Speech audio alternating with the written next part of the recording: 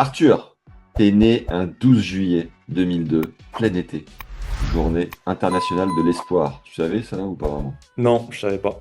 Donc t'es né à Paris, à Sèvres, d'une maman française, enfin de deux parents français d'ailleurs, mais ta maman, elle a aussi été joueuse de tennis pro. J'ai vu qu'elle avait fait tableau final à Roland en double et qu'elle avait été joueuse de Fed Cup pour Hong Kong. Tu nous raconteras peut-être après.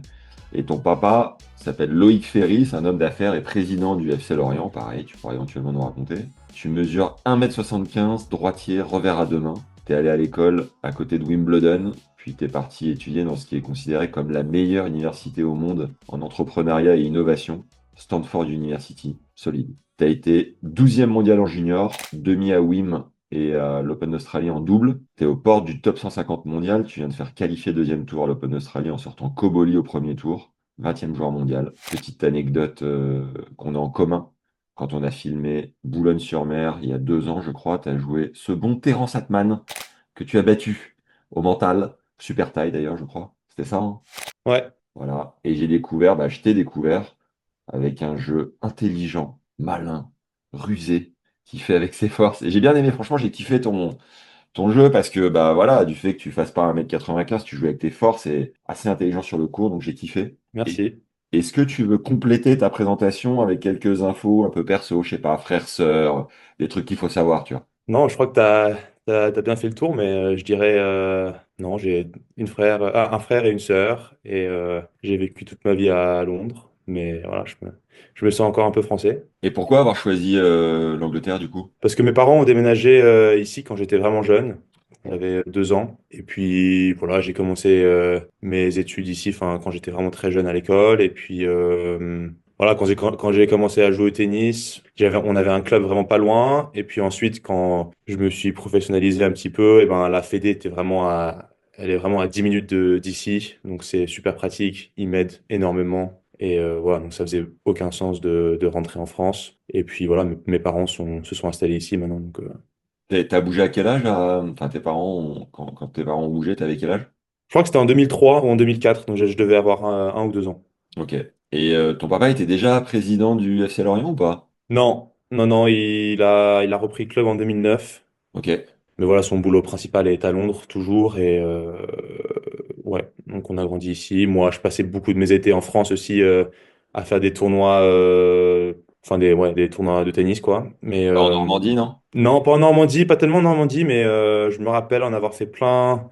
Ouais, les Crites, Poitou-Charentes, parce qu'on était à l'île de Ré, en fait, on a une maison à l'île de Ré Ok. de vacances, donc je passais beaucoup de mes étés là-bas. Et puis je faisais les tournois Open quand j'étais jeune, quoi, Et 13 14 ans. il y a une grosse culture foot aussi en Angleterre en règle générale. Pourquoi avoir choisi le tennis? C'est ta maman qui a poussé un peu? Pas tellement, franchement, non. Je jouais aussi, enfin, je faisais plein de sports quand j'étais jeune, au collège et au lycée. Je faisais ouais, du foot, du tennis, des sports un peu plus classiques anglais, du rugby, du cricket. Et mais bon, là, voilà, après, à 14 15 ans, j'ai un peu décidé de me mettre plus au tennis et d'arrêter les autres sports. Mais franchement, c'est venu de moi et j'aimais bien le tennis. Bon, je sentais que j'étais bon. J'avais gagné le championnat national quand j'avais 10 ans. Après, j'avais un peu plus de mal, j'ai pas vraiment grandi, et puis je me consacrais plus aux études. Donc, ouais, entre 12 ans et 16 ans, j'étais un peu moins bon. Mais voilà, après, j'ai choisi le tennis, et puis je regrette pas trop. Et c'était un choix des parents de rester focus sur les études ou toi, t'étais d'accord avec ça? C'était un choix des parents, ouais, mais je suis vraiment content qu'ils aient fait ce choix pour moi. Je pense que voilà, moi j'étais OK avec ça. Et puis à 16 ans, en Angleterre, il y a l'équivalent du brevet, c'est à 16 ans en fait. Et après ça, j'ai décidé de faire mes études pendant 2 ans par correspondance pour D'accord. pouvoir me lancer sur le circuit junior. Et à la base, le but, c'était de me donner la meilleure chance possible de rentrer dans une école, dans une fac aux States, avec un bon niveau de tennis. Donc voilà, après finalement, ça m'a vraiment beaucoup aidé pour faire les juniors et bien progresser dans les juniors. Puis je me suis même posé la question à 18 ans si j'allais partir aux States ou pas parce que j'étais 12 mondial et bon, tous les mecs qui étaient au-dessus de moi au classement étaient quasiment tous faisaient pro direct. Mais voilà, finalement, je suis parti à Stanford et ça m'a vraiment bien plu aussi, quoi. C'était qui les cadors devant toi? C'était Harold. Harold était D'accord. un, il me semble. Ouais, Harold Mayo. Il y avait Arthur Cazot qui était devant. J'ai envie de dire Stricker était devant aussi. Dominique. Dominique, Leandro Riedi. Ok. Et puis, ouais, il y avait des mecs aussi qui ont pas trop percé encore. Je me rappelle Carlis Ozolin, c'était super fort. Un Lituanien ou un Il, Letton peut-être. il joue encore? Ouais, il joue encore. Il joue encore. Je pense enfin, j'imagine qu'il doit être 700 ou 600, quelque chose comme ça. Il est parti aux States aussi, mais un peu tard. Donc voilà, c'est marrant. Bon, après, la plupart des joueurs du top 30 sont encore sur le circuit, qu'ils soient top 100 ou 500, mais ils jouent encore. Rapid Break les légendes, ce contenu est rendu possible par NutriPure, une marque d'alimentation sportive saine avec des produits pour la plupart bio. Très utilisés dans le milieu du tennis, Valentin Vachereau s'alimente avec leurs produits sur le court depuis bientôt 2 ans, ainsi qu'Arthur Salafa, numéro 1 français des 14 ans qu'on a déjà rencontré. On vous a négocié 10% de réduction sur votre première commande en créant un compte sur nutripure.fr avec le code TennisLégende en majuscule. Et je peux que recommander leurs produits que j'utilise depuis un moment. J'ai adopté leur pâte à tartiner bio avec moins 50% de sucre et de matière grasse. Noté 94 sur 100 sur Yuka, le top. Et je suis en pleine cure de collagène, cette protéine que le corps produit moins à partir de 25 ans et qui joue un rôle clé dans la récupération, la solidité des articulations et la prévention de blessures, avec en bonus une peau plus ferme et des rides moins visibles au bout de 10 à 12 semaines, c'est cadeau. Ajoutez à ça des barres aux fruits et des gels longue distance pour vos matchs, vos entraînements et vos encas, vous serez au top. En plus, les 10% qui vous sont offerts sont cumulés dans un compte récompense que vous pouvez utiliser à tout moment. Le lien est en description et en commentaire épinglé. Foncez. Et c'était quoi de grandir à Wimbledon, en banlieue de Londres, qui est réputé pour être... Enfin, moi, j'ai découvert en allant au Grand Chelem, qui est quand même hyper agréable. C'est des maisons, ça respire peut-être plus que la capitale. Est-ce que le week-end, t'allais faire la teuf en scred à Londres ou... C'était quoi ta jeunesse? Ça ressemblait à quoi, Arthur? Bah, franchement, ma jeunesse, c'était très normal jusqu'à 16 ans, je dirais, parce que j'étais Ouais. vraiment au lycée normal. Je faisais, ouais, enfin, je faisais les fêtes classiques du week-end avec les potes, tu sais, quand on a 14 ans. Voilà, mais bon, pas tellement non plus. Tu commences à aller en boîte un peu à Londres ou pas? Bah, pas 14 ans, ça c'est sûr, Bon, t'aurais pu, ça va. Tu mais m'amuses. ouais, maintenant de temps en temps, mais bon, faut que je fasse un peu attention aussi. Ouais. Non, mais franchement, j'adore ma vie ici. J'adore Wimbledon. C'est un quartier super sympa. Ouais, bon, à l'école, franchement, ouais, comme je te dis, j'avais une vie très normale jusqu'à 16 ans. J'avais des potes, je jouais au tennis peut-être, je sais pas, je dirais 8 heures par semaine, quelque chose comme ça. Ouais, c'était pas démesuré, quoi. Non, pas beaucoup du tout. Et voilà, après, ouais, m'y suis mis plus et c'était un peu différent. Comme tu faisais les tournois en été, tu as dû garder toujours, j'imagine, une équivalence classement français. Juste qu'on se rende compte, est-ce que tu peux nous dire de non classé à premier point ATP, ton évolution classement par classement, tu t'en souviens? Je me souviens pas tellement les âges et les classements, mais je me rappelle que j'étais 4-6 avec le groupe de tête, Ok. c'est-à-dire bah, Harold Maillot, Caso, Ouais. Ils étaient Arnaud quatre eux Dubé. aussi? Pardon? Ils étaient quatre eux aussi? Ils étaient 4. Ouais, je pense que j'avais 14 ans. Et avant ça, t'as fait quoi? Donc classé 32, un truc comme ça, non? Ouais, je pense que j'ai fait 31, 30. Je me rappelle avoir été 15-2 pendant un moment, Ok. mais je me rappelle avoir été 4-6 en même temps qu'eux, alors que je les jouais pas du tout. Ah Et ouais? ça m'avait fait taper un petit coup dans le moral quand eux, ils étaient passés de 4-6 à 1-6 très vite, et moi, j'étais resté 4-6 pendant très longtemps. Ah ouais. Et surtout, je m'entraînais pas du tout autant qu'eux. Et donc, du coup, voilà, j'ai pris un peu de retard là-bas. J'ai fait 4-6. J'étais 3-6. Ouais, ça, je peux te dire, ça, je m'en rappelle. J'étais 3-6 à 16 ans, j'étais 3-6. Ah ouais, en effet, ouais, t'étais pas Ouais, forcément dans les meilleurs. ouais, je pense, ouais. Même, ouais, peut-être, non, 15 ans, 3-6. Je fais 3-6, 2-6. Et après, ça allait un peu plus vite. J'ai fait 2-6, -2. Et j'étais -15 en 2019. Donc, ça veut dire à 17 ans, j'étais -15. Premier point ATP, à quel moment? Premier point ATP en 2019 Où ça? à Shrewsbury, en Angleterre. À la maison. Premier tour, 25 000. Je perdais. Et le mec s'est fait une cheville ou je sais plus. Mais... Et grosse fierté. Bah oui et non, Et- parce que ouais, j'aurais préféré gagner le match. bien sûr. Mais bon, après, j'ai gagné mon deuxième tour. Donc Ah, solide. ouais, c'était mérité. Et à quel moment dans ta jeunesse, parce que comme tu n'étais pas forcément dans les meilleurs, tu t'es dit, allez, c'est parti, je rêve d'être pro. Bah, je dirais 16 ans quand je suis sorti de l'école du collège classique. Avant ça, tu rêvais pas du tout de circuit, tout ça.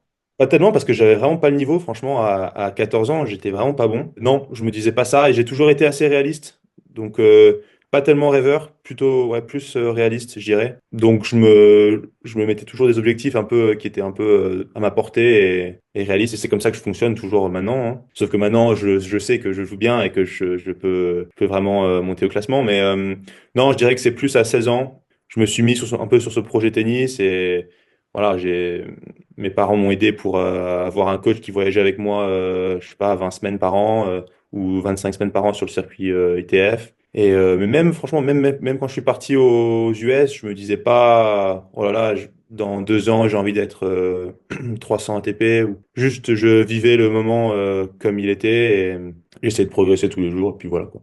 Et maintenant que tu es presque dans les 150 meilleurs joueurs du monde, quand tu t'endors, tu te visualises toujours pas en train de soulever la coupe à Wim sur le central avec la reine? Bon, la coupe est encore très loin et non, ça c'est pas vraiment ce que je visualise. Tu Après, visualises ouais, quoi quand tu t'endors? Que visualise un top 150 presque quand il s'endort? bah jouer des matchs de grand chelem, je sais pas, enfin faire des quatrièmes tours, des quarts sur le central contre Djoko, bah peut-être plus Djoko maintenant, mais contre Alcaraz ou des mecs comme ça ouais, enfin faire des grands matchs sur des gros cours, ça je le visualise et puis je sens que bon c'est peut-être pas à m'apporter maintenant, mais je sais que dans les prochaines années c'est vraiment possible maintenant avec mon niveau de jeu.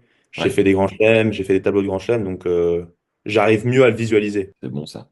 Et est-ce que tu es plus quand tu t'endors en mode ambiance que truc concret?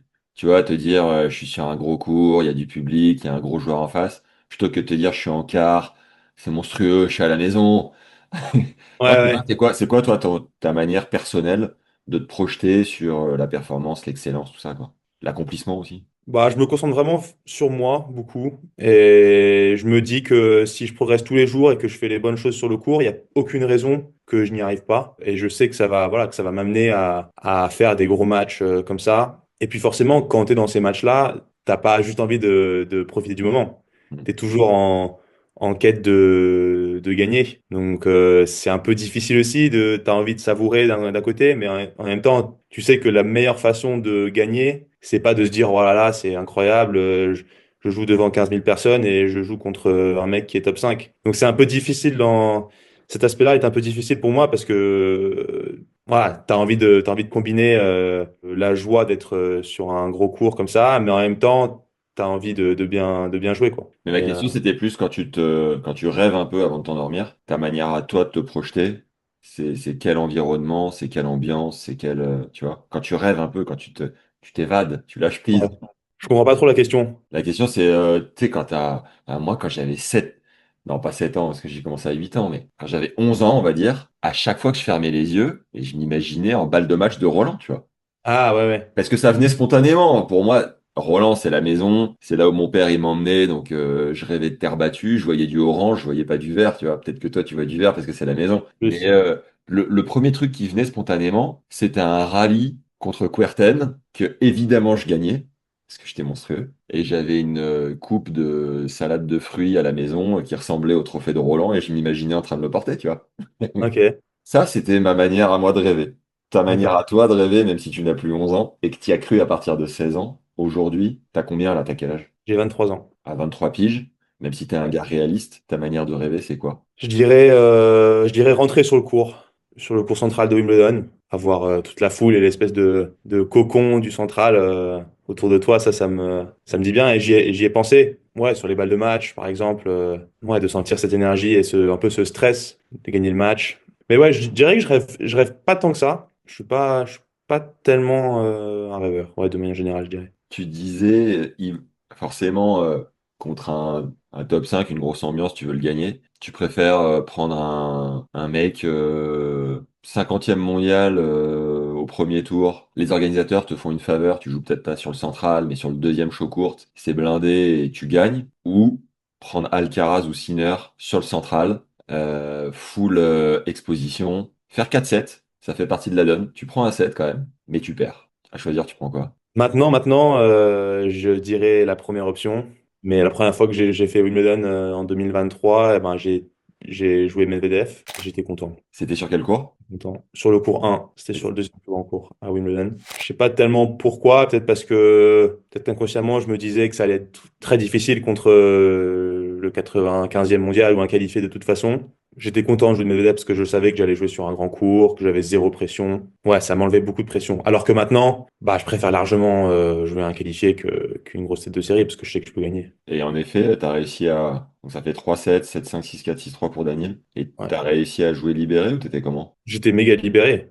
Ah ouais. J'étais super, super libéré et j'ai fait plein de services volés. Enfin, de toute façon, je savais que j'allais pas réussir à le battre du fond. Donc, ouais, j'ai lâché le bras, je servais bien. Je fais beaucoup de services volés. Et ouais, c'était le kiff. J'ai joué sur un grand cours, je sais pas, 15 000 personnes. Je suis anglais, donc j'avais le support de la foule. Et voilà, quoi. J'ai pris 3 sets, j'ai joué 2 heures sur le courant et j'étais content. Et toi qui connais bien les deux, c'est quoi la différence entre les supporters british et français à Roland? Bah là, les supporters français à Groland récemment, c'est pas, ils ont pas, Très ils ont bonne pas la presse. grosse cote, mais Pourquoi? bah c'est quand même, je trouve ça un peu irrespectueux ce qu'ils font Plus à Roland. Bercy, enfin plus la défense, quoi. Ouais, ouais, ouais. Mais à Roland, mais ce que j'aime bien chez les Français, c'est qu'ils sont vraiment, ils sont patriotes, quoi. Ils supportent les Français et puis le fait qu'ils les suivent partout dans le monde avec la tribune bleue, là, c'est vraiment sympa. Mais après, voilà, c'est un peu une généralisation aussi ce que je dis, mais il y a des idiots à Roland qui foutent un peu le bordel, c'est dommage. À Wimbledon aussi, c'est un peu, c'est un environnement différent. C'est vraiment, il n'y a pas de bruit sur le central, personne parle. Mais je pense que les Anglais, ils sont chauds aussi. Peut-être pas au tennis, autant, les supporters, mais après, les footeux et tout ça, c'est des malades, hein. Donc, Il y a beaucoup de footeux, tu penses, qui vont voir du tennis à Wim? non, Non, très peu. pas beaucoup du tout. Non, non, parce que ça attire ça attire des gens complètement différents. Wimbledon, c'est vraiment, c'est poche et uppé. T'as déjà fait The Queue pour aller voir les matchs à Wim? Malheureusement, c'est un peu moche parce que j'habite à 5 minutes et puis tous mes potes le font. J'aurais très bien pu le faire quand j'avais 10 ans, mais peut-être pas 10 ans, mais 15 ans. Ouais. Non, jamais fait. Pour revenir à tes jeunes années, ça a été quoi le déclic pour faire 2-6 -2 alors que tu as stagné à 4-6, 3-6? Il s'est passé quoi à ce moment-là? J'ai commencé à m'entraîner plus. J'étais plus ouais, à l'école, comme je t'ai dit, et j'ai commencé à travailler avec un coach français, Benoît Fouché, quasiment à plein temps. Qui était là-bas, à côté de chez toi? Non, non, il était à Hong Kong, il travaillait là-bas, il est rentré en France en 2017 et voilà, j'ai commencé à travailler avec lui énormément et voilà, j'ai énormément progressé. J'ai changé de style de jeu et j'ai commencé les juniors et vraiment ouais, mon niveau de jeu est monté énormément. Mm. Et t'es parti t'entraîner où avec lui? Quasiment que à Londres. D'accord. Parce que la première année que je travaillais avec lui, j'étais encore au collège. Et à 16 ans, voilà, j'ai arrêté. Mais voilà, on faisait des semaines aussi. Il habitait à Annecy, donc on faisait des semaines à Annecy l'été, entraînement, et sinon on voyageait. Et t'as changé de style de jeu, t'es passé de quoi à quoi? Je suis passé de un peu de rameur. Et j'ai changé ma prise de coup droit et mon plan de frappe. Ça m'a vraiment aidé. Puis je me suis mis dans la tête que je pouvais pas être vraiment un joueur défensif ou pas autant que je l'étais parce que je suis quand même pas le plus grand et fallait que je développe des forces. Donc, et puis voilà. Et puis Benoît, vraiment, on se rendait compte que j'avais quelque chose de spécial avec mon toucher, avec ma capacité à prendre la balle tôt. Alors, et en fait, je ne l'exploitais pas du tout. Donc j'ai commencé à faire ça et voilà, à développer vraiment un revers voilà, que j'ai maintenant qui fait vraiment mal et une prise de balle super tôt, parfois. Prise de coup droit et plan de frappe, ça t'a mis combien de temps à A micro? vraiment changé. Je Ouais. dirais peut-être ouais, un an pour que ça prenne effet. 1 an pour adapter ta technique et tout, pas trop galère à ce moment-là, mentalement, de te mettre dans un changement comme ça à 16 ans? Bah, je sentais que ça m'aidait vraiment. Et puis quand je dis un an, c'est vraiment pour que tout se mette en place et que je me sente vraiment naturel dans le coup. Mais dès le début, je sentais que c'était la direction à prendre. Parce que mon coup droit j'étais vraiment bloqué sur mon coup droit. Et voilà, après, oui, ça s'est pas mis en place directement, mais déjà, ouais, en 3 mois, ça s'était déjà amélioré. Ok. Et comment t'as fait pour aller à Stanford? Au final, t'es monstrueux à l'école, le tennis c'était incroyable parce que Je crois que, ouais, c'est ça. Je crois qu'ici à Biarritz, il y a un des joueurs de l'équipe qui y est actuellement. Comment il s'appelle? Inchospé, Paul Inchospé, je sais pas si t'as entendu parler. Oui, bien sûr, je le connais bien, Paul. Mais il a Princeton. Ah, c'est Princeton, exact, je confonds. Mais Princeton, je pense que c'est un peu le même acabit. Il m'avait dit, c'était bac mention très bien, pas de bourse, faut être monstrueux au tennis. Il est parti, il était déjà -15. En gros, faut être un génie, faut avoir un peu de moyens et faut jouer l'acier au tennis. À un moment donné, il y a un chromosome, il y a les planètes qui s'alignent. Est-ce que c'était pareil de ton côté ou c'est quoi l'idée? Bon, déjà, sans le tennis ou sans quelque chose de différent, c'est virtuellement impossible d'arriver dans ces écoles-là. Stanford et les Ivy League, c'est-à-dire Princeton, Harvard, Columbia, toutes celles-là, sans le tennis ou la musique ou l'art ou quelque chose de différent, faut avoir des notes parfaites à l'école et en plus avoir de la chance. Voilà, moi, j'étais bon à l'école, pas incroyable, mais quand même assez bon. Et puis, j'étais bon au tennis, donc ça m'a aidé. Et sans le tennis, c'était impossible que j'aille là-bas. Et ouais, Paul, je le connais très bien. Enfin, Comment tu le connais, Paul? parce qu'il habitait à Londres pendant 4 ans. Il était à une école. On est très potes avec Melchior Deloy aussi, qui est à Harvard, justement. D'accord. Voilà, les Français à Londres, on se connaît bien. Melchior, il est français? Melchior, il est français aussi. Ah, énorme. Ça. Je sais Et il habitait à Hong Kong et après, enfin, maintenant, ils habitent à Londres. Mais pas. lui, il passe beaucoup de temps aux States aussi. Il est en quelle année à Harvard? Dernière année. Ok, faut que je fasse un podcast maintenant avec Melchior. Mais c'est pareil, voilà, toutes les écoles comme ça et tous les joueurs comme ça, c'est le tennis qui les aide à rentrer. Stanford, c'était la seule école où j'ai dû aller vers eux pour voir s'ils avaient une place pour moi là-bas. Voilà, ça s'est bien goupillé, j'étais super content. C'était mon premier choix parce que l'école est super bien là-bas. Ça me donnait un peu une sortie de secours si le tennis ne fonctionnait pas ou si je me blessais. Donc j'ai décidé d'aller là-bas et j'ai fait 3 ans là-bas. Ouais. Tu peux nous décrire un peu le campus, les cours, l'orga, tout ça? C'est difficile les cours, hein, forcément, pas évident. Après, tu peux choisir un peu ce que tu fais comme majeur, ils appellent ça les majeurs, et voilà, il y en a qui font des trucs super durs, et après, il y a des majeurs un peu plus faciles, c'est ce que j'ai choisi, comme ça je pouvais me concentrer plus sur le tennis.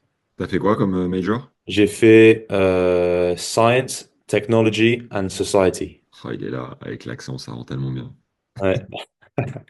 Bon, en gros, c'est business, mais bon, je l'ai pas fini, hein, mais c'était un peu plus facile que, par exemple, Nishesh Bassaveredi, lui, il a fait Computer Science, je crois. Ok, C'est, du coding, tout ça, ça c'est vraiment dur. Et puis tous les mecs dans l'équipe de tennis qui pensent pas forcément faire le circuit ensuite, eux, ils font des choses où ils sont sûrs qu'ils vont avoir un très bon job après. Ishesh, bonne tronche a priori. Pour ceux qui connaissent pas, c'est le nouveau joueur de Gilles Servara, qui a été terminé numéro un, je crois, des US, non? Un truc comme ça? Je pense qu'il a été numéro un, ouais, à mon avis. Je sais pas, mais. Ouais, très très solide.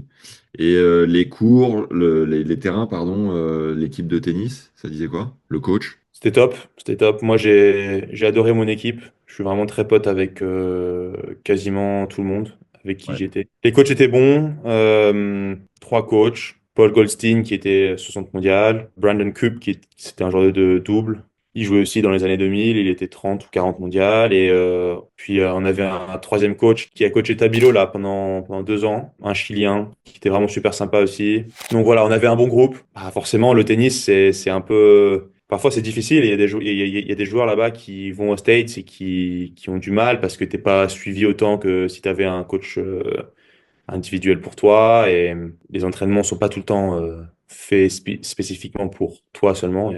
Ok. Il y a 10 autres joueurs aussi, donc c'est un peu dur parfois, mais ça m'a appris voilà, à me démerder tout seul et ouais, à devenir plus indépendant. T'as été un des seuls mecs, j'imagine, top 20 junior à partir aux US. Maintenant, ça se fait un peu plus, mais ouais, à 5 ans, je pense qu'il n'y en avait pas tellement. Il y avait Jeffrey von der Schulenberg, Ok. lui, d'ailleurs, qui joue plus au tennis maintenant, ou Ouais. peut-être peut-être un petit peu, mais je pense qu'il avait arrêté pendant un moment. Lui, il était à Virginia, mais non, il n'y en a pas beaucoup. Ouais, j'étais un des seuls. Et t'allais à San Francisco le week-end ou tu faisais quoi? Ouais, de temps en temps, j'allais à San Francisco. C'était pas. Ouais, les soirées, c'était pas ça, franchement, à Stanford. Ah ouais? Bah, c'est pas la plus grosse école de fêtards parce que bah, tout le monde bosse tellement dur. Ouais. Puis c'est pas une très grande fac, il y a que 6 000 étudiants. Ah ouais, ok. Par exemple, à UCLA ou dans les grosses écoles publiques, il y en a 60, 70 000. Donc voilà, il y a les fraternités sur le campus. Et sinon, c'était voilà, direction San Francisco, 45 minutes d'Uber pour, euh, pour la soirée. Ouais. T'as une soirée mythique que t'as fait là-bas, un truc que tu peux nous partager un peu? Les soirées mythiques, je me rappelle plus trop, mais Oh, genre, oh là là, mais Arthur, pas moi. non, non, mais bon, il y en a eu plein, il y en a eu plein, mais en général avec l'équipe, quand c'était avec tous les autres mecs de l'équipe, et ben ça se passait plutôt bien. Je suis en train de réfléchir s'il y en a une en particulier. Tu jouais combien dans l'équipe? Je jouais deux ma première année, Ouais, ensuite et un pour la deuxième et troisième année. ouais, Mm. solide. Si t'as une soirée qui revient, t'hésites pas, tu Ouais, m'interromps, je te et dis, on je balance, réfléchis. on balance. Est-ce que, parce que derrière, quand tu te lances sur cette vie de circuit, c'est quand même assez intense, un voyage non-stop. Est-ce que tu as l'impression d'avoir kiffé ta jeunesse, du coup, grâce à ça en partie? Peut-être même à Londres avant? Oui, plus que le tennisman 150 mondial normal, je Ouais. dirais. J'ai fait 3 ans en fac. Et puis même là, bah maintenant je commence à vraiment me professionnaliser et à tout faire bien parce qu'il faut. Je me rends compte que je suis obligé si je veux monter. Mais voilà, au début quand je suis sorti de fac aussi, c'était pas le professionnel À tous les étages. tel, quoi. Ouais. Et pourquoi avoir fait 3 au lieu de 4 ans? Parce que à la fin de ma troisième année, j'étais déjà 400 mondial. Je sentais que les meilleurs joueurs de l'équipe partaient. J'avais probablement wildcard à Wim cet été-là. Je me disais que c'était l'heure de partir et voilà, je commençais à être vraiment motivé à monter au classement pro et je me sentais prêt.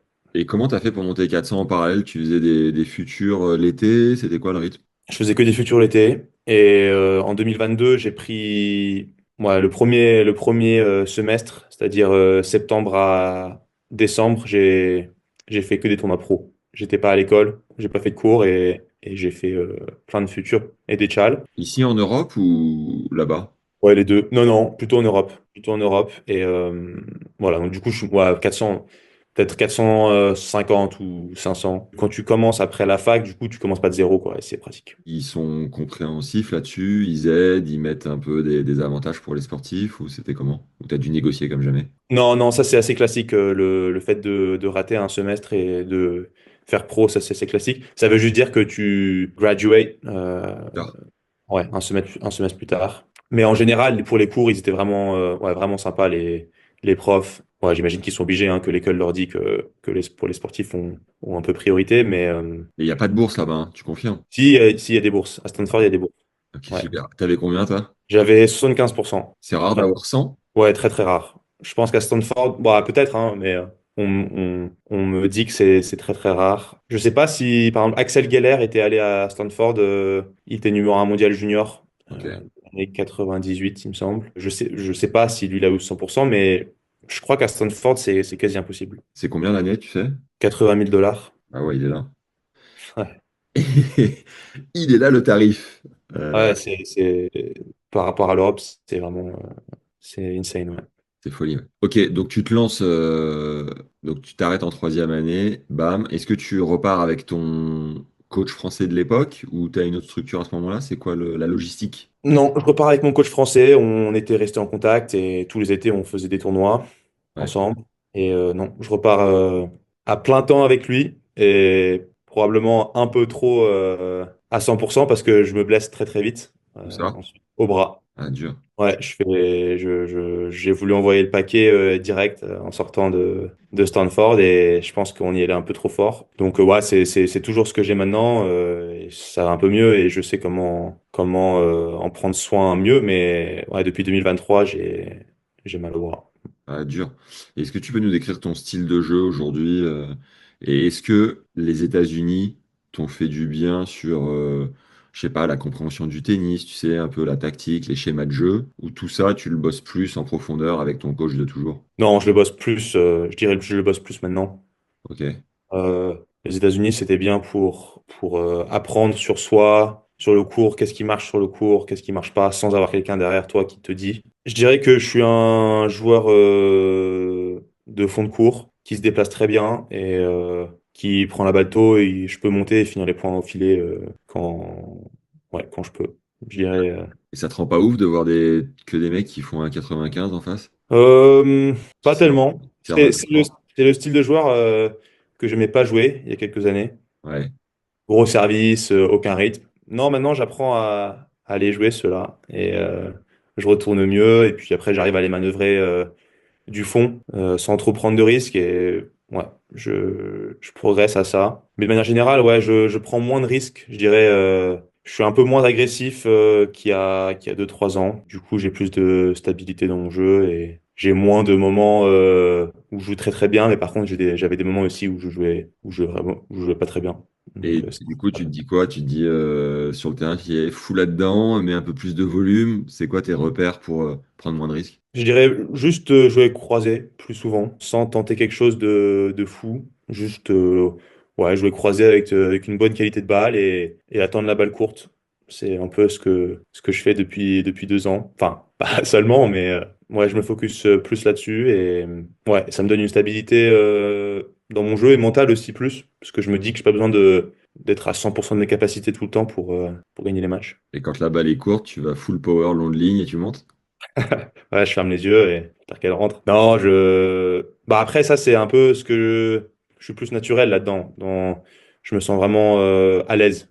Je dirais quand je rentre et je monte au filet, ça vient assez naturellement pour moi. C'est quoi la tournée de futur la plus flinguée au sol que tu aies pu faire en termes de conditions, de tout, en fait? Ouais, je suis jamais allé à Monastir. Et j'espère que ça ne changera pas, ça. Il paraît que Monastir, ceci dit, c'est plutôt bien organisé, non? Ah ouais, je sais pas. Je sais pas.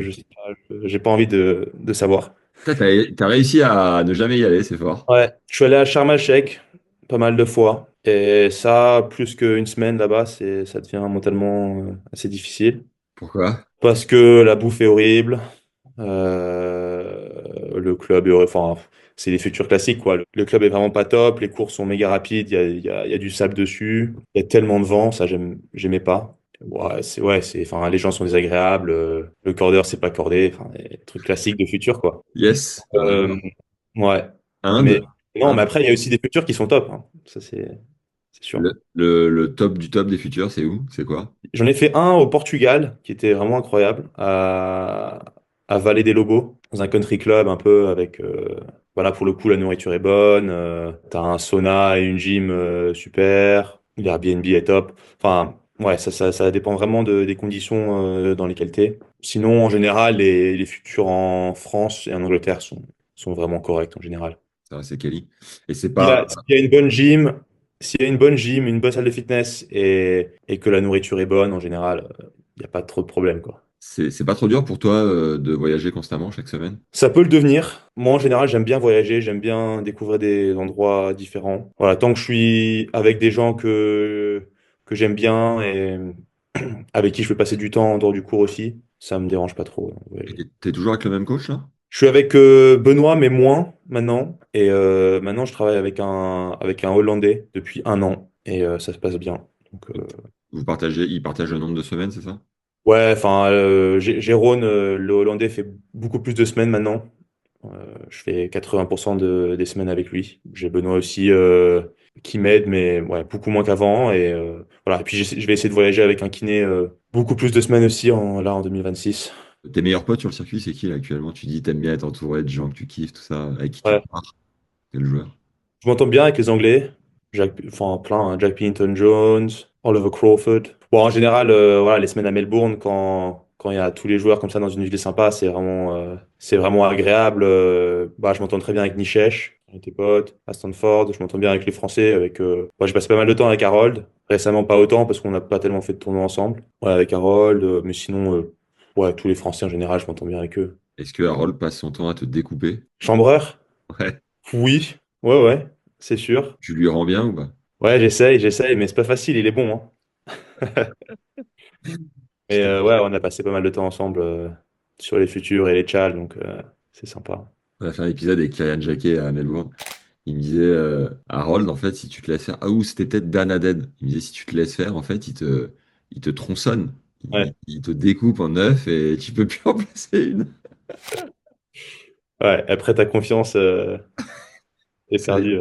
rideau. Ah, c'est vrai. T'es du genre à aller voir un peu autour du tournoi ce qui se passe, la ville, aller prendre un café, à sortir un peu, t'es comment? Ouais, je suis obligé, sinon j'explose et mentalement j'explose sinon et je deviens fatigué et de mauvaise humeur. Donc ouais, je fais vraiment un gros effort là-dessus. Dès que ma journée est finie, j'essaie de me changer les idées et d'aller marcher, soit d'aller marcher. En fait, je fais ce que je veux en gros, mais tant que je dors bien et que je bois pas, bah je fais ce que je veux quoi. Ouais.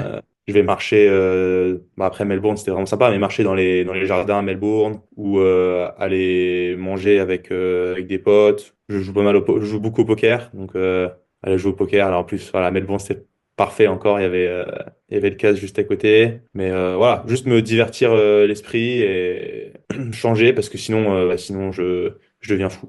T'as gagné un peu au poker à Melbourne? À Melbourne, non. Non, pas à Melbourne, mais T'es à moins combien là-bas? à Melbourne, j'étais à je sais pas, 500, 600 euros, je pense, sur la quinzaine. Ok. Un peu dur. Mais non, mais en général, je suis positif, donc ça va. J'aime bien jouer au poker et c'est une des passions qu'on partage avec Harold aussi, donc c'est cool. T'es en couple? Non, Et est-ce que le date rentre en compte pendant les voyages pour se divertir? ouais, ça arrive. Mais après, j'aime pas trop combiner le tennis avec ça. Donc voilà, j'ai envie de bien dormir, j'ai envie de bien récupérer et tout. Donc j'attends soit que le tournoi soit fini ou bien avant. Mais bon, voilà. Et puis aussi, quand tu vas à Monastir, c'est sûr que tu vas pas aller au bar et rencontrer des gens, quoi. Donc Et après, c'est comme c'est mix là-bas. Je parlais avec Aziz Dougaz la semaine dernière. Il me ouais, disait que putain, c'était, je veux pas le dire, mais un sacré lieu de rencontre. ouais, ouais. Il y a beaucoup de gens qui font ça. J'essaie vraiment d'éviter ça parce que Ouais, ouais, de tout mélanger. j'ai pas envie de passer du temps avec des joueuses. Ouais, faut que j'arrête de penser au tennis, quoi. T'as une routine sur plus d'écran à telle heure, coucher à telle heure maximum, ou t'es assez flex là-dessus? Non, j'en ai pas. Je me fais confiance sur le fait que je vais faire ce qui est le mieux pour moi. Après, parfois, ça dérape, forcément. Mais non, j'essaye de lire le soir et pas passer trop de temps sur mon téléphone, même si c'est dur. Et non, en général, quand j'ai un bon livre et que je me mets à lire, ça va. Et c'est le commencer à lire qui est difficile pour moi. Ouais, c'est ça, c'est de s'y mettre. Et ça m'aide tellement. Je vois une énorme différence quand je lis avant de dormir. Je dors tellement mieux après. Podcast, t'écoutes un peu ou pas? Podcast, j'écoute de temps en temps, mais Ok.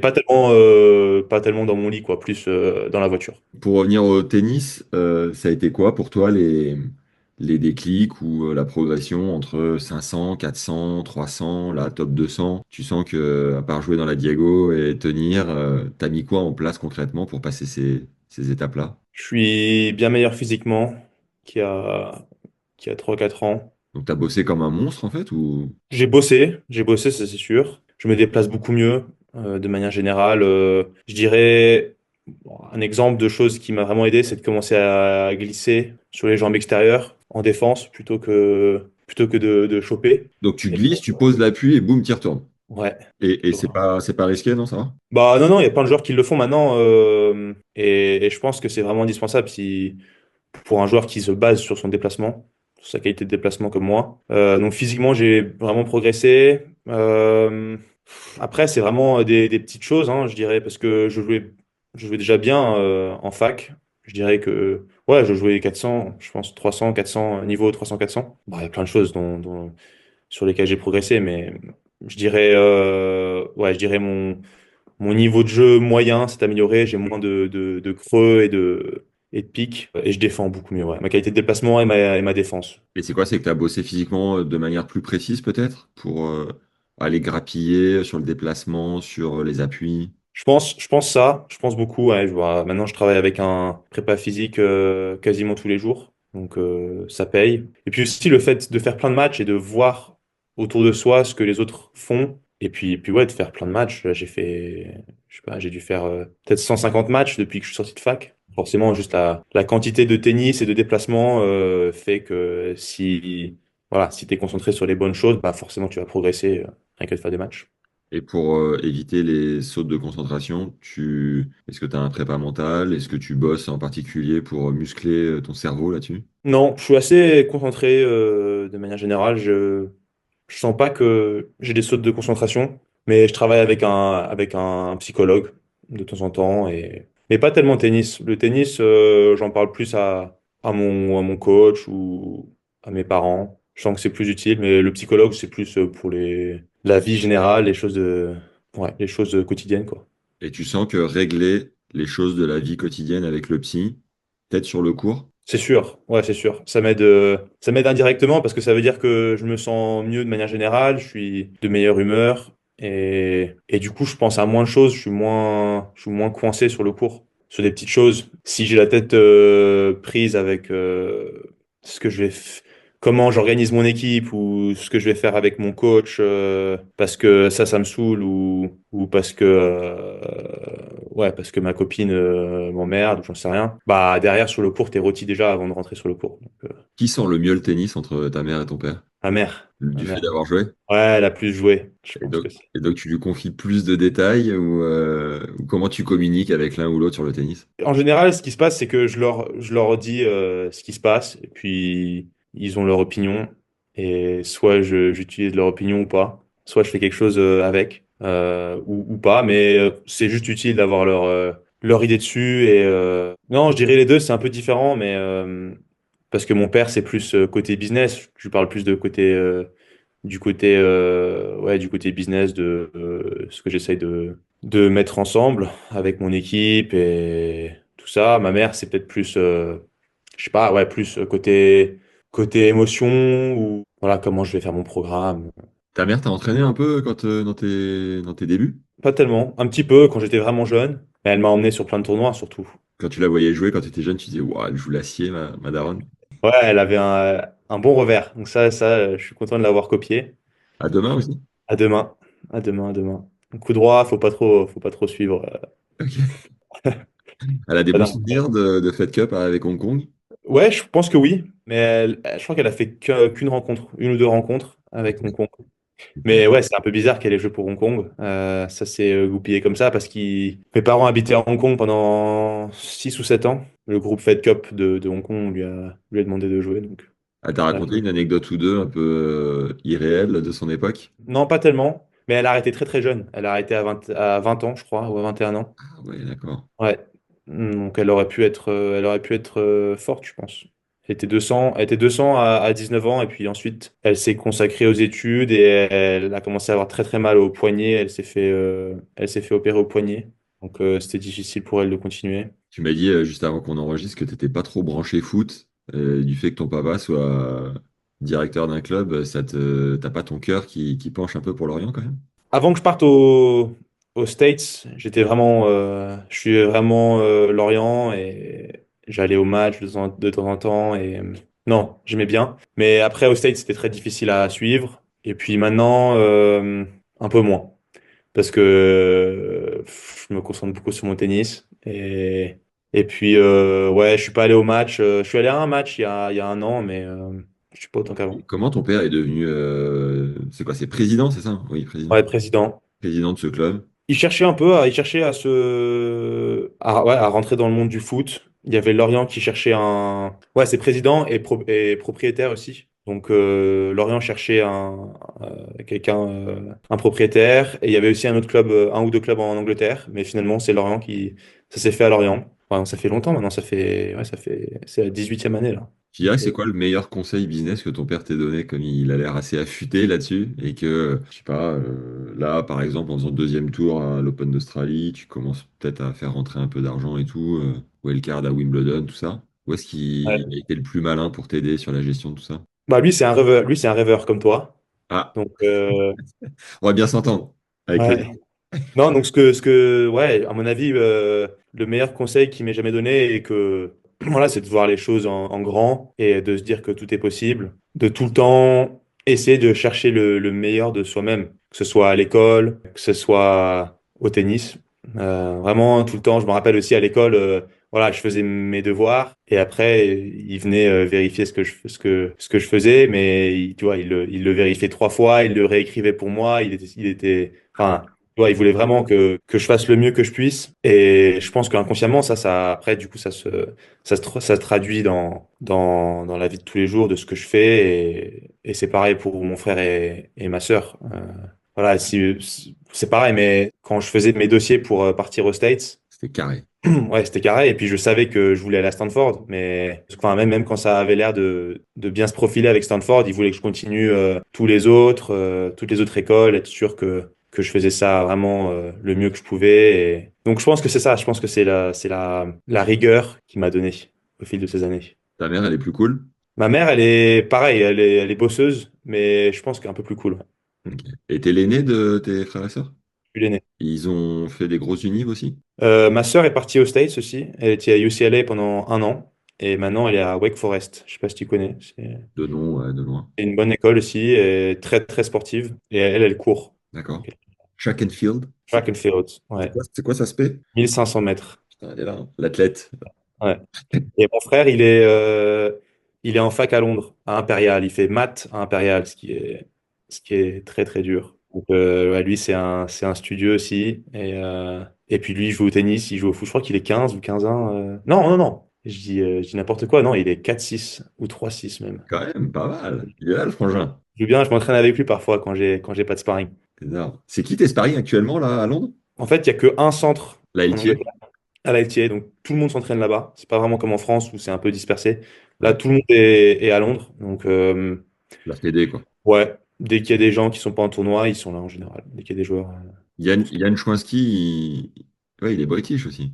Ouais, Chouinski, Billy Harris. Exact. Il y a que Nori qui est plus à Monaco. D'accord. Mais sinon, Draper, Fernley, tout cela. Draper, bon pote à toi? Ouais, ouais, ouais, on s'entend bien. On a quasiment le même âge. Il a 6 mois de plus que moi. Ok. Donc je le connais, et puis on est de la même région. Donc j'ai joué en balle orange, en balle verte. Ouais. Tu lui mettais la misère à l'époque ou pas? Tiens, je me rappelle d'un match qu'on a fait en balle orange. C'était deux tie-break en 7. Et il était plus fort que moi. Enfin, c'était le meilleur joueur d'Angleterre, même à 8 ans. Et je menais 6-1 dans le tie-break. Je crois que c'était le deuxième set. Je crois que j'avais perdu le premier et je menais 6-1. Et je me suis complètement déconcentré. Parce que je me rappelle parce que ma mère m'avait dit à la fin, mais pourquoi tu te déconcentres comme ça? C'est pas possible. Je menais 6-1 et j'ai perdu 7 points de suite. Mais ouais, mais je me rappelle de ça. Enfin, on jouait quand on avait 8 ans, quoi. Une fois, j'hébergeais un pote pour une tournée. Ce pote avait toujours été meilleur que moi, tu vois. Il était 2, je devais être 4. Je mène 6-1, 4-1. Il dégoupille complet. Ma mère, elle passe derrière lui. Elle lui dit, dis donc, Mathieu, t'es pas venu faire une tournée pour balancer la raquette. Il s'est Ouais. remis dedans, il m'a ciré. En sortant du match, je dis à ma mère, mais putain, mais pourquoi tu C'est l'as comme remis l'arbitre dedans, putain? c'est comme l'arbitre qui dit à Kyrgios qui descend de sa chaise et je sais plus contre qui c'était contre Herbert, je crois. Ouais. En gros, il a dit à Kyrgios ça va, tout va bien, et puis du coup, ça l'a remotivé et il a battu Herbert, alors qu'il bradait complètement. Ah ouais. Et Pierre-Hugues Il avait. il était fou à la fin. On va terminer avec des questions de fin un peu. Yes. Ou alors déjà, alors juste avant les questions de fin, deux questions. Ton plus gros match sur le circuit, est-ce que tu peux nous en parler rapidement? Celui qui t'a le plus marqué jusqu'à maintenant.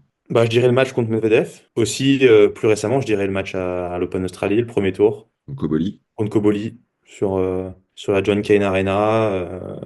Et je me sentais vraiment prêt, là, pour le coup, de faire un gros match comme ça contre le 20e mondial. À l'inverse du match contre Medvedev, où j'étais pas vraiment prêt. Mais là, ouais, j'étais chaud et c'était une super expérience, quoi.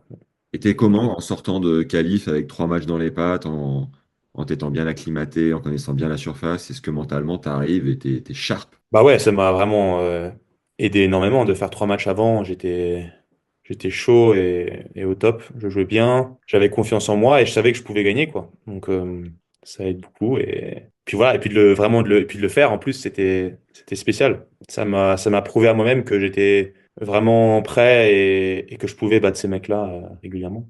Toi, t'as des petites douleurs au bras là que t'es en train de traiter. Donc tu prenais quand même des anti-inflammatoires ou des trucs comme ça.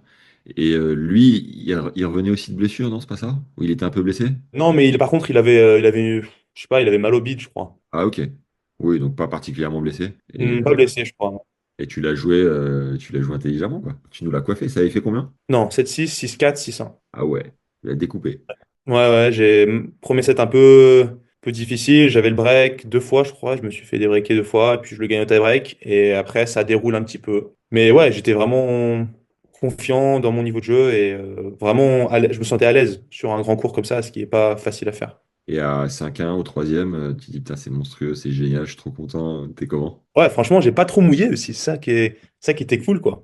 Parce que dans le passé, bon, il y a rarement eu des retournements de situation contre moi, mais en général, c'est un peu dur pour finir le match. Là, j'avais vraiment aucune pression. Même pour le double break à 4-1, quand il sert, j'ai balle de break. Et ouais, en général, je cogite un peu. Parce que tu sais que si tu gagnes, si tu le break une deuxième fois, c'est fini et tu sers pour le match à 5-1.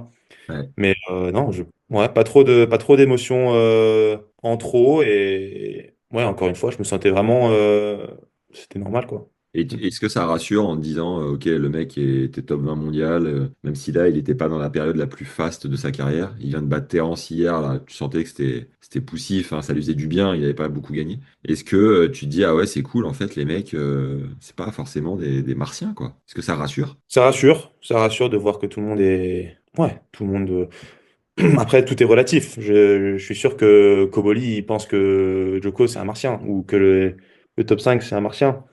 Mais non, là, je commence à être au niveau où je sens que les mecs, les joueurs 50, entre 30 et 100, sur un ou deux matchs, je peux les battre. Mm. Forcément, sur toute la saison, ils sont meilleurs que moi pour l'instant. Mais sur un ou deux matchs, je peux les battre. Là, j'ai joué Echeverry deuxième tour. Et pour le coup, lui, je trouvais qu'il était vraiment, vraiment solide. Il servait à 220. Physiquement, il peut tenir 6 heures. Et voilà, moi, je n'étais pas complètement à 100% comme je l'étais pour le premier tour. Et ça se voit direct. Je prends trois petits sets. Enfin, trois petits 7, 7-6 et après, ouais, 6-1, 6-3. Donc, ça dépend. Et puis, voilà, aussi, le classement, c'est une chose, mais Echeverry jouait bien mieux que Koboli, Ouais. alors qu'ils avaient 50 places d'écart. Quel bûcheron, ce Echeverry. Oh, je l'ai vu jouer Ouais. en double, en coup droit, ça envoie tellement. Ouais, je me rendais pas compte à quel point il pouvait envoyer un coup droit. Je pensais qu'il servait fort et qu'il y met un peu du fond, mais pour un coup droit, si tu lui donnes l'avantage du point, ouais, c'est dur de revenir dans le point. Ok, question de fin. Tu m'as dit que t'aimais bien bouquiner. Un livre référence que t'offrirais à la Terre entière si tu pouvais. Bon, je vais dire l'autobiographie de Rafa. Ah ouais, ok. Ouais, j'ai bien Est-ce que aimé. est-ce que t'as kiffé encore plus Rafa après l'avoir lu ou t'étais déjà un fan? Non, j'étais déjà un fan, mais c'était surtout avoir un peu un aperçu de ce qu'il fait dans sa vie quotidienne et des petites anecdotes, c'est sympa, quoi. Mais j'ai bien aussi bien aimé Agassi. Ouais, Agassi. T'as lu celle de Phil Knight de Nike? Oui, j'ai lu aussi ça. Incroyable aussi. Fou. Ouais, adoré ça. Ouais. On m'a parlé de celle de, du chanteur des Beatles, Paul McCartney. Et putain, j'arrive pas. Pareil, tu sais, un peu, les entrepreneurs, ils recommandent vachement Agassi, Phil Knight, Steve Jobs et Paul McCartney. Tu vois. Et celle-là, Ok. j'arrive pas à la lire, trop, trop deep. Ah ouais? Non, moi j'ai lu beaucoup d'autobiographies, pas tellement récemment, mais j'ai lu Murray, j'ai lu celle du mec de Uber aussi, qui a Ah créé ouais. Uber. Ok. Là, pour le coup, pour business, c'est vraiment bien. Ouais. Phil Knight, top. Et celle de Rafa, tu gardes quoi en... T'as un petit souvenir? Je l'ai lu il y a super longtemps, donc je saurais pas te dire. Il y a Mais une anecdote qui m'avait marqué, c'était à Wim. Il loue tout le temps la même maison, il expliquait, et il disait que sa manière de s'évader mentalement pour se rafraîchir, c'était de cuisiner pour toute la team. Sachant que la team, je sais pas, ils sont 10, et il adorait cuisiner et bouffer des ah ouais, olives. Il était capable de s'envoyer deux pots d'olives par jour. désolé. Ok. J'ai vu que Sinner aussi, il cuisinait pour toute son équipe, Ah, parfois. c'est sympa. Ok. Attends. Le concert le plus ouf auquel t'es assisté? J'ai vu un DJ anglais, Fred Again, je sais pas si tu connais. Ah ouais, ouais, carrément. Ça, c'était vraiment bien. C'était où? C'était à Londres. Ouais. Sinon, j'ai vu Rufus Du Sol, je sais pas si Ouais. tu connais. J'ai vu Non, à Toronto cette année, en 2025. incroyable aussi. Très très bien aussi. Ouais. Moi, j'aime bien cette musique un peu électro, techno. Ouais. Ça, c'est ce que j'aime bien. Donc, je fais pas mal de concerts comme ça. L'expérience la plus folle de ta vie, tu dirais que c'est quoi en dehors du tennis? Parce que bon, on en a pas mal parlé. Tu me poses des questions difficiles, hein. Faut que je réfléchisse. Je dirais, bon, je dirais des voyages que j'ai fait. Putain, c'est difficile. T'as déjà fait Euh, un voyage en sac à dos? non. T'aimerais bien ou c'est pas ton truc? Ouais, ça me dirait. Ou en camping-car, des voyages comme ça en camping-car, j'aimerais bien. Non, mais j'ai fait des beaux voyages, hein. J'ai eu de la chance quand j'étais jeune avec mes parents. On a fait des voyages vraiment incroyables. On a fait l'Afrique du Sud enfin, en faisant un safari. Ça, c'était top. On a fait le Laos. Énorme. Ah, ça, c'était un voyage en sac à dos. Ouais, on a fait le Laos en sac à dos pendant 3 jours. C'est incroyable. Enfin, on se rend compte de choses. On a de la chance à Wimbledon dans notre petit cocon quand on voit les gens qui habitent dans la jungle comme ça. C'est M'étonne. ouais. Si tu devais manger un plat jusqu'à la fin de tes jours, ce serait lequel? Des sushis. Ah oui, d'accord. Et tu cuisines toi un peu ou pas du tout? Non, pas du tout. Zéro. Il va falloir que je commence. Qu'est-ce que tu essayes de faire au quotidien pour être une meilleure personne? Avoir un moment vraiment calme.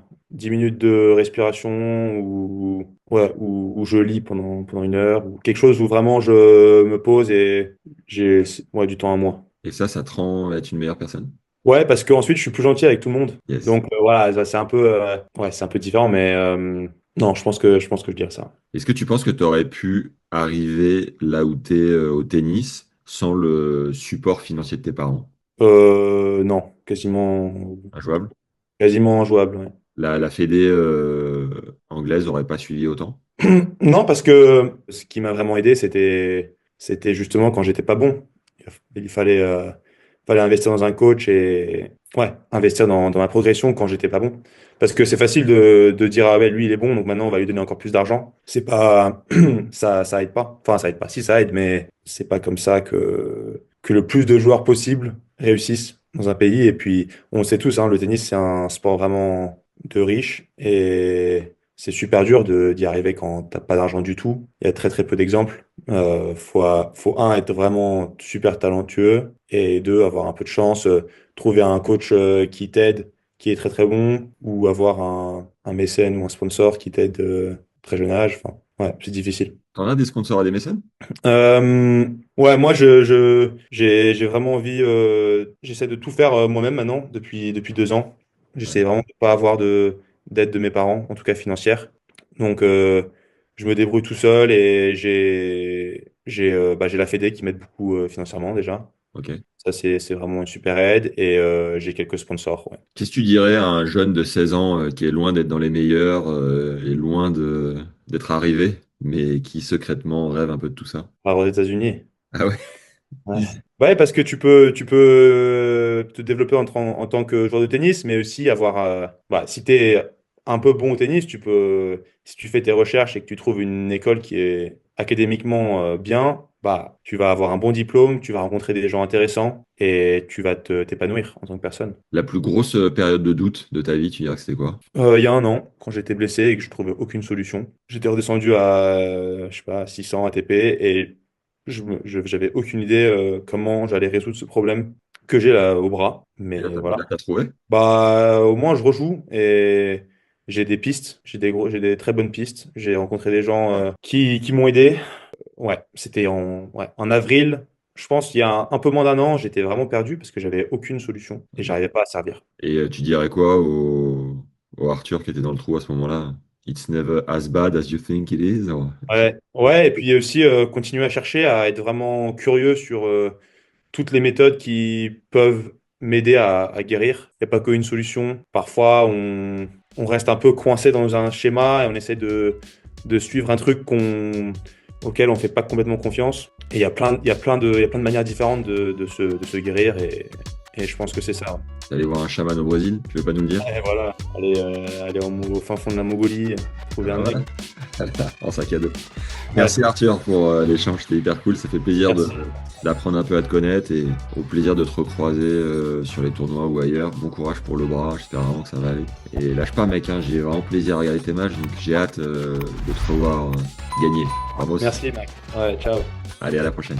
Ciao, ciao. Merci d'avoir suivi cet épisode les légendes. Hyper important, mettez un like dès maintenant et envoyez-le à vos potes. Et surtout n'oubliez pas qu'on vous a négocié 10% de réduction sur votre première commande NutriPure, qui est une marque d'alimentation sportive saine, avec des produits pour la plupart bio. Je consomme au maximum en circuit court quand je suis pas en déplacement, et bio aussi le plus possible. Et j'ai clairement inclus les produits NutriPure dans mon quotidien. J'adore leur granola bio et leur pâte à tartiner au goûter. C'est un plaisir non coupable, parce qu'il y a 50% de sucre en moins et de matière grasse, et c'est très bien noté sur Yuka, qui est une appli transparente de notation des produits. En ce moment, je suis aussi en pleine cure de collagène, cette protéine que le corps produit moins à partir de 25 ans et qui joue un rôle clé dans la récupération, la solidité des articulations et la prévention de blessures, avec en bonus une peau plus ferme et des rides moins visibles au bout de 10 à 12 semaines. C'est cadeau, ça se prend. Ajoutez à ça des barres aux fruits et des gels longue distance pour vos matchs, vos entraînements et vos encas, vous serez au top. Très clairement, aujourd'hui, je consomme du NutriPure tous les jours pour mes goûters, pour mes entraînements et pour mes matchs. Et franchement, c'est un grand plaisir. Vous avez 10% de réduction sur votre première commande en créant un compte sur nutripure.fr avec le code TennisLégende en majuscule. Et en plus, ces 10% sont cumulés dans un compte récompense que vous pouvez utiliser à tout moment. Le lien est en description et en commentaire épinglé. Prenez soin de vous les légendes. Je vous embrasse. Bisous. Bye.